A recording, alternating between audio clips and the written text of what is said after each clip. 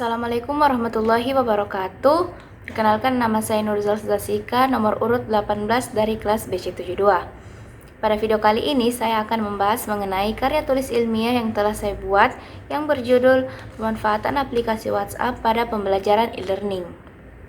Wabah COVID-19 yang terjadi di beberapa negara di dunia termasuk di Indonesia nampaknya belum berakhir. Menurut Mustaqim, COVID-19 merupakan penyakit yang menular, yang berarti dapat menyebar baik secara langsung maupun tidak langsung dari satu orang ke orang lain.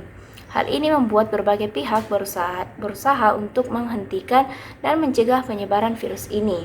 Salah satu cara yang dilakukan pemerintah Indonesia untuk mencegah penyebaran virus ini yaitu dengan menutup berbagai fasilitas seperti sekolah, perkantoran, dan fasilitas publik lainnya. Dengan menutup berbagai fasilitas publik ini, diharapkan dapat menghentikan laju penyebaran COVID-19. Nah, dikarenakan adanya pandemi COVID ini, maka masalah pendidikan di Indonesia juga bertambah, yang dimana pembelajaran saat ini tidak dapat dilaksanakan secara tatap muka karena terhambat oleh pandemi COVID-19.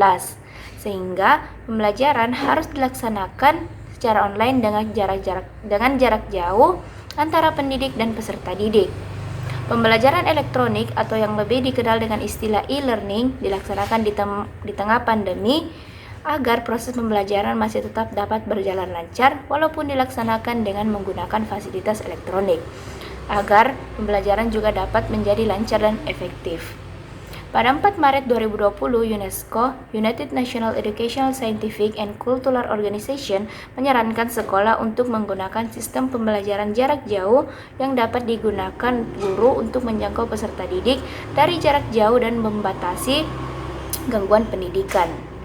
Kebijakan ini kemudian ditanggapi oleh Kemendikbud dengan mengeluarkan surat edaran nomor 4 tahun 2020 tentang pelaksanaan kebijakan mengenai pendidikan dalam masa darurat penyebaran COVID-19 ini. Surat ketentuan ini berisi mengenai ketentuan kenaikan kelas, pembatalan ujian tahun 2020, mekanisme ujian sekolah, serta pembelajaran jarak jauh, yang dimana peserta didik diharapkan dapat memperoleh pengalaman belajar yang lebih bermakna, namun tidak dituntut untuk mencapai ketuntasan pengalaman kurikulum secara menyeluruh.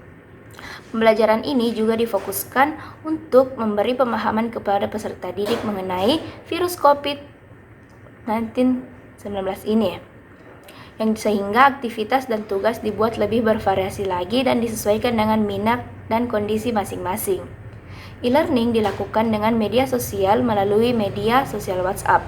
Menurut Susanti dan data kuartal tahun 2017, WhatsApp mengungkapkan bahwa setiap hari terdapat 42 miliar pesan yang terjadi serta 250 juta video yang dikirim lewat layanan WhatsApp.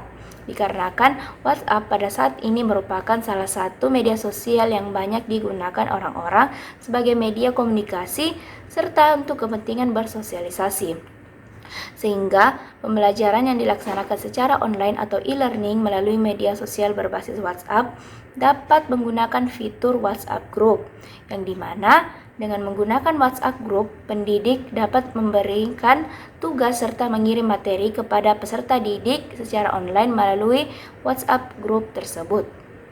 Menurut Daheri, penggunaan WhatsApp Group sebagai media belajar banyak juga dilakukan di tingkat sekolah dasar.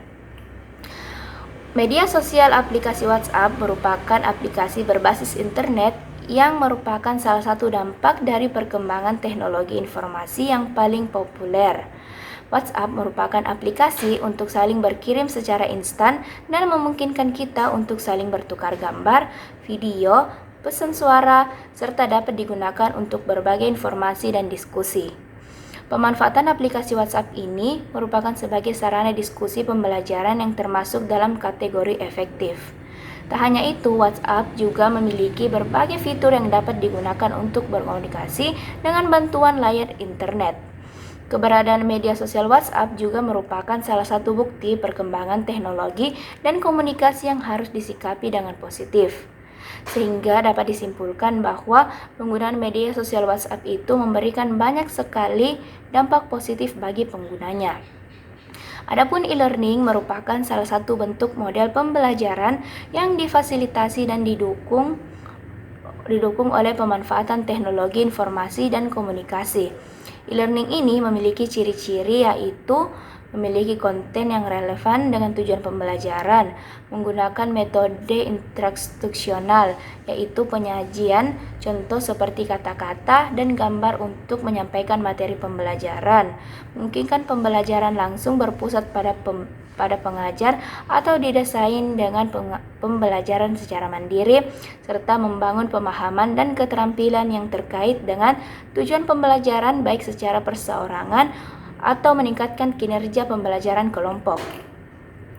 Nah, dengan menggunakan konsep e-learning ini, maka pembelajaran berbasis konten dimungkinkan materi yang disajikan sesuai dan dapat disesuaikan dengan kebutuhan pengguna. Sedangkan istilah e-learning ini dengan komunikasi dalam suatu lingkungan yang dimana komunikasi merupakan salah satu hal penting.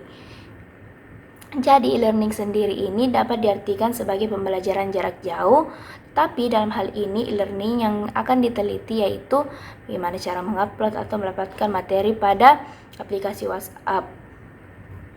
Jadi pembelajaran daring pada sekolah dasar di Indonesia ini sesungguhnya keterpaksaan pandemi COVID-19 yang menyebar begitu cepat sehingga hampir ke seluruh negara di dunia termasuk di Indonesia yang membuat pemerintah untuk menutup sekolah, yang dimana menyadari akan hal itu membuat Menteri Pendidikan kemudian menganjurkan untuk membuat pembelajaran secara sekolah. Berbagai platform aplikasi pembelajaran daring menyulitkan guru untuk menuntut orang tua memahami. Sebenarnya banyak sekali fitur-fitur yang dapat digunakan untuk pembelajaran daring, seperti Zoom Meeting, Google Duo, Skype, bahkan yang terbaru ada yang bernama Facebook Messenger, WhatsApp, dan masih banyak lagi. Namun, pembentukan kuota internet yang cukup stabil, artinya pada beberapa wilayah pembelajaran daring ini dapat dianggap tidak mudah karena tersandung koneksi jaringan internet yang lemah, bahkan tidak ada sama sekali. Jikapun ada, dapat juga memberatkan bagi orang tua dan guru di tengah pandemi yang melulu, serta dari segi faktor ekonomi. Sehingga WhatsApp Group menjadi jalan lain karena jika hanya komunikasi texting, maka tidak menggunakan kuota yang besar, sehingga biayanya tergolong rendah. Selain itu, WhatsApp bisa dikirimkan gambar, voice note, hingga video, sehingga dapat memudahkan siswa dalam melakukan pembelajaran.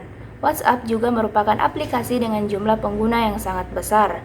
Di Indonesia sendiri, tahun 2019 dilaporkan bahwa 143 juta orang menggunakan WhatsApp.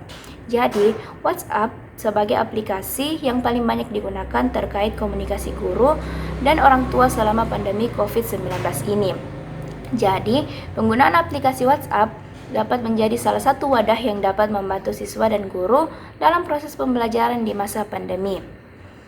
Jadi, dapat disimpulkan bahwa penggunaan WhatsApp sebagai media pembelajaran daring dapat dikatakan cukup efektif dalam tujuan mencapai pembelajaran karena terdapat pengaruh yang sangat kuat antara penggunaan sosial media WhatsApp ini terhadap disiplin belajar peserta didik pada pembelajaran e-learning.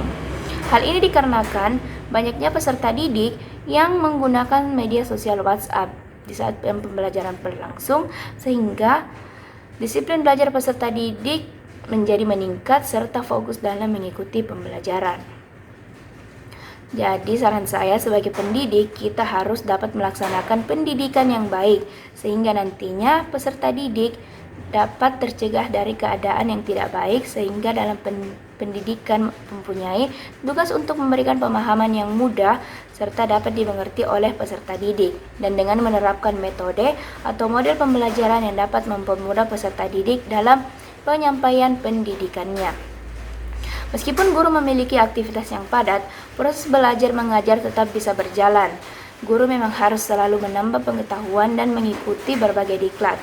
Berbagai penelitian juga harus dilakukan dalam mengembangkan proses belajar mengajar. Nah, jadi dengan adanya aplikasi WhatsApp ini dapat digunakan sebagai pembelajaran blended learning, yang dimana blended learning ini digunakan sebagai pendukung pembelajaran tatap muka di kelas, yang dimana guru tidak selalu hadir, namun proses pembelajaran serta materi-materi masih tetap dapat berlangsung dengan baik.